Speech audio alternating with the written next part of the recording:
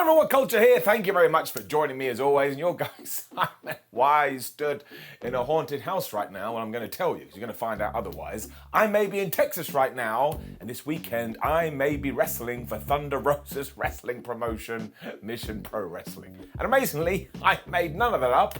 That's what's happening. But damn it, ups and downs never stops over my dead body, which is actually something we're going to talk about in just 1 second. So hopefully you forgive the weird setup. However, it meant I got to watch SmackDown live and not at like 1 o'clock in the morning, which I always appreciate. But did it good or did it suck? Did it good? Did it suck? I'm very jet lagged. Let's give the good bits an up and the bad bits a down for SmackDown.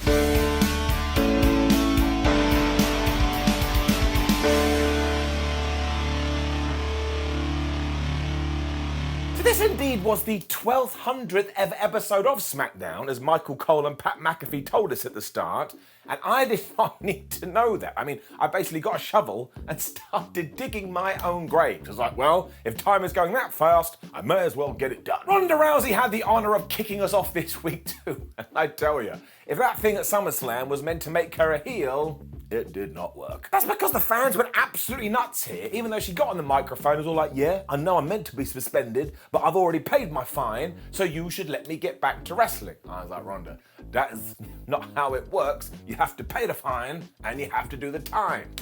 Right. Does it make it come across as a badass? It absolutely does. Especially when Adam Pearce walked out and was like, listen, Rons, I can't help you. That's above my pay grade. It's a bit like, well, if it's not your job, whose the hell is it? And after Ronda Rousey flipped out some more, she beat up a bunch of security guards, with ease, to the point Adam had to be like, oh my gosh, he sent policemen into the ring, and they actually arrested Ronda Rousey. So I was like, that's it, we are definitely making her a good guy. They even drove her away in the cop car as all the fans went, we want to see Ronda more. And I really like this too, because as she was driven away, you saw Roman Reigns getting out of his vehicle, and I always love that smooth transition. We'll talk about him later. Let's just run with all this though, because if it is working, listen to the crowd and react accordingly. And maybe, just maybe, right now, Ronda Rousey feels like she's more over than she ever has been. Probably exaggerating, but we do that a lot. We then got into our women's tag team tournament, and yet Nikita Lyons and Zoe Starks are out of the thing, apparently because one of them is injured, although this was in Canada, so you have to go over the border.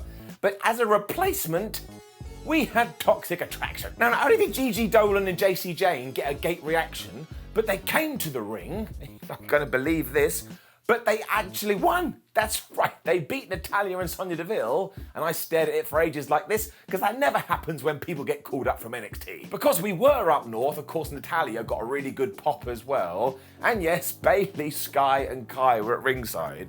And if you wake up every day and think to yourself, why can't I just watch Michael Cole getting bullied? Well, then this is the SmackDown for you. Bayley just kept firing shots at him.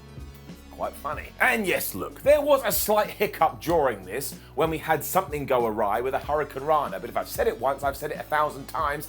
These are just human beings, and when they do make a mistake, you don't have to just melt down. Just think how you would feel in that situation and give them a pass, because what we really should be talking about is the fact that Toxic Attraction came across like a great tag team. They were doing frequent tags, they were cutting off the ring. Eventually, Natalya got the hot tag. It doesn't tie into what I was just saying, but it is true. She went absolutely potty and hit a bunch of German suplexes and applied the sharpshooter. And given the circumstances, I was like, well, I'm sure this is going to build to her winning. But no. Because after some jaw-jacking with Bayley's crew, Natty didn't realise that JC Jane had made a blind tag. She snuck in and she hit the most devastating move in all of sports entertainment, the surprise roll-up, and she got the 3. And I actually said out loud, well, hot damn. I just like this a lot, because again, this is how you call somebody up. Instantly, they look like they know what they're doing, and they're going through to the semi-finals of the women's tag team title tournament. We are living in crazy times, people.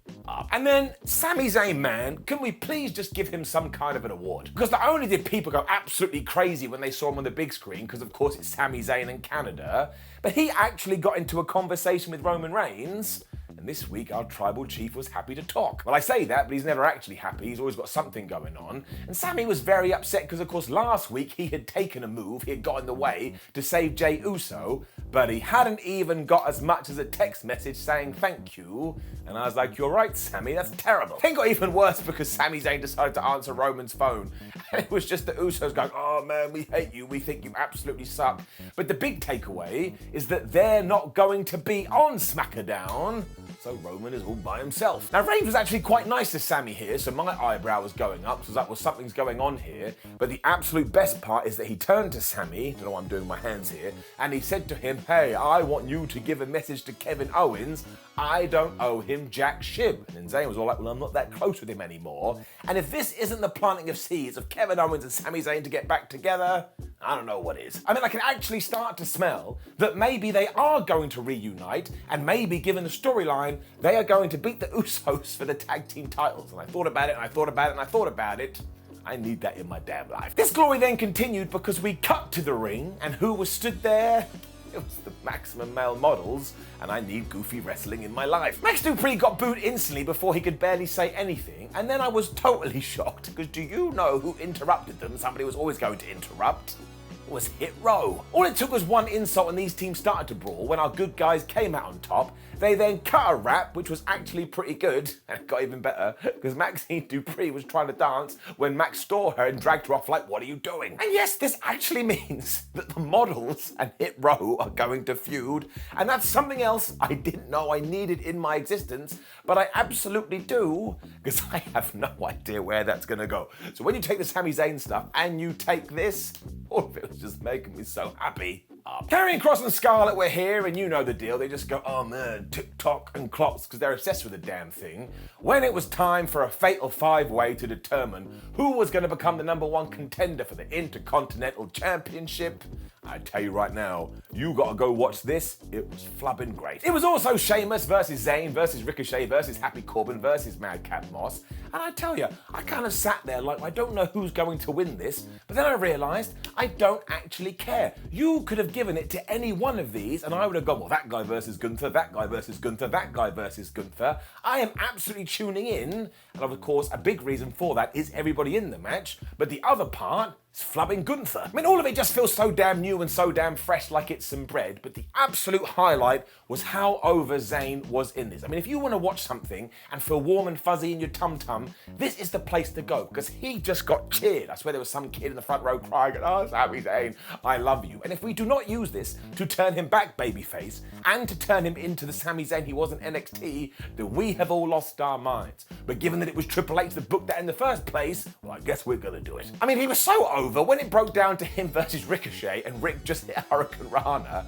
Everyone was like, oh, Ricochet, we hate you. You absolutely suck. And look, later on during this thing, Ricochet went crazy and was always doing his flippy dippy moves. And then everyone was like, wait, until he attacked Sami Zayn again. I mean, I absolutely love it when we do things like this. And usually the outcome would have been Sami being beaten. And while he didn't win, it wasn't his shoulders that got pinned for the 1, 2, 3. In fact, it was mostly Corbin screwing everything here, because he ran in, he was just throwing people into Alan the announce table. And even when Sheamus got in there to try and fight back, Happy just went, no, punched him in the face. I was then absolutely dying because it was Sheamus' turn to take everybody out. But when he whacked Sami once again, it was like, boo, boo. It was just so nice to watch. Now, all we need to do is get Zayn's old theme music back, because I don't particularly like his new one, and all will be right with the world. Moss also got this asshole treatment because he dared to touch this hometown hero. And then, yes, the fatal five-way klaxon sounded, which is not a thing, but it was just move, move, move, move, move. And the momentum of this thing, I'm exaggerating, but it's still kind of true, was perfect. I mean, the whole thing that they had structured, it just worked. It was also done so that Sami could be hit by a white noise off the ropes when he disappeared for a while. And of course, we did this so when he did re-enter, everybody in that damn arena thought he was going to win. And again, the noise I mean, it will fill you up with life. This was especially true when he hit the haluva kick on Ricochet, and the ref went 1, and the ref went 2, and then at 2.999, Happy Corbin grabbed him and pulled him out the ring. And I was like, that is so damn good and so well thought out, because every single human being was livid at Corbin. He's such a good heel. Also opened up the door for Sheamus to run in there and hit the bro kick in order to get the win. Like I say, I was totally cool with this. Who doesn't want to see Sheamus versus Gunther? I mean, there will be one guy saying, I don't want to see it. That's great. Go have an ice cream or something. I definitely do. This rocked up. I swear WWE must have been listening to me recently too, because after this, we had a Viking Raiders funeral segment where they were going to say goodbye to the New Day. And I was like, well, that sounds ridiculous. I was excited. Michael Cole also sold this as if it was going to be really creepy, and it was kind of good. I mean, they basically just burnt a bunch of New Day merchandise, although Sarah Logan was there, so who the flub knows what's going on. Otherwise, I mean, they were just like, oh, the war in Valhalla and we must destroy Kofi Kingston and Xavier Woods. And I do like this feud, but I really wouldn't give it an up or a down. It was basically there and it went again. And of course, it's trying to tell you, you need to respect Eric and Ivar now. They're a bit crazy. Also had a quick interview with Liv Morgan after this, who said that she knows that Shayna Baszler's going to go after her arm. When I realised, no, wait, she didn't say Shayna Baszler, she said Shotzi. And then we went to Shotzi, who said, that is right, I am going to go after Liv Morgan's arm, because from nowhere, it was Liv Morgan versus the Shots. Now, I will admit this was not in a good spot, because nothing could have followed that fatal five-way, because the crowd was so loud for it.